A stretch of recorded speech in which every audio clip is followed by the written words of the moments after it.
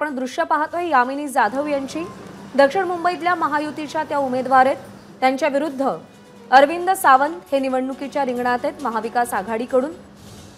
यामिनी जाधव या सध्या देवाच्या दर्शनासाठी पोहोचलेले आहेत। आपण पाहतोय विविध मतदारसंघांमधले उमेदवार आता देवाच्या चरणी लीन होत आहेत, घरी पूजा अर्चा करतायत। अर्थात प्रत्येकाच्या मनामध्ये विजयाचा विश्वास असला तरी सुद्धा गेल्या काही दिवसांपासून सातत्याने प्रचाराच्या रंगात रंगलेले हे उमेदवार आता अगदी अंतिम टप्प्यावरती येऊन पोहोचलेले आहेत। आज मतदार आपला कौल देणार आहेत, आपलं मत मतपेटीमध्ये कैद करणार आहेत आणि 4 जूनला गुलालाच्या रंगात कोण रंगणार ही उत्सुकता शिगेला पोहोचली आहे। दक्षिण मुंबई लोकसभा मतदारसंघ असा लोकसभा मतदारसंघ की ज्यासाठी भाजप सुद्धा खूप जास्त आग्रही होता। राहुल नार्वेकर, मंगलप्रभात लोढा यांची नावं या मतदारसंघासाठी चर्चेत होती, पण अखेर शिंदेंच्या पारड्यामध्ये हा लोकसभा मतदारसंघ गेला आणि त्यानंतर यामिनी जाधव यांना इथून उमेदवारी निश्चित झाली। महायुतीच्या उमेदवार यामिनी जाधव आपल्या सोबत आहेत। आज सकाळी देवदर्शनानं आपण सुरुवात केली आहे, काय प्रतिक्रिया? जी खूप छान वाटतंय आणि खूप सकारात्मक ऊर्जा माझ्या बरोबर आहे। सगळ्या लोकांची सोबत आहे माझ्या बरोबर। महिला वर्ग अतिशय खुश आहे, कारण 25 वर्षानंतर जयवंतीबेन मेहतानंतर एक महिलेला उमेदवारी दिली।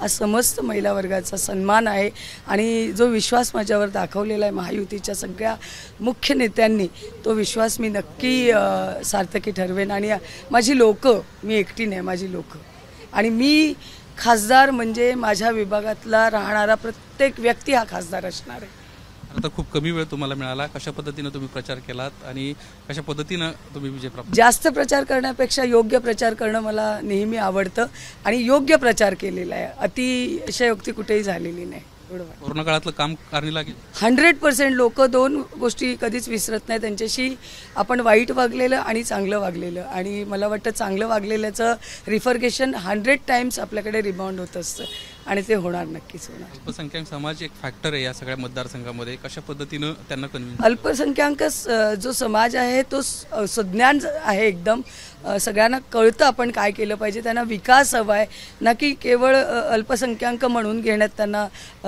आनंद होतो।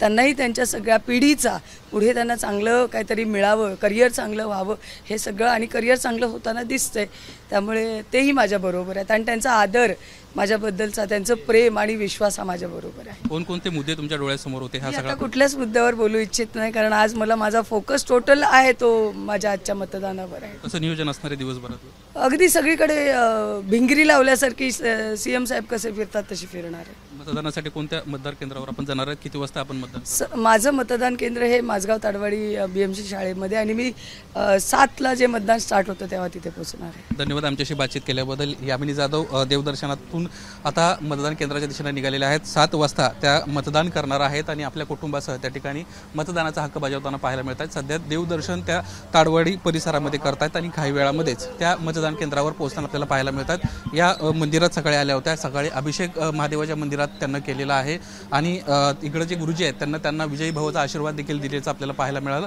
आणि आता काही क्षणांमध्ये यामिनी जाधव मतदान करण्यासाठी मतदान केंद्रावर आपल्याला पोहोचताना पाहायला मिळतात। कॅमेरामॅन अरविंद वारगे, निलेश बुधावले, ABP माझा, मुंबई। ABP माझा, उघडा डोळे बघा नीट।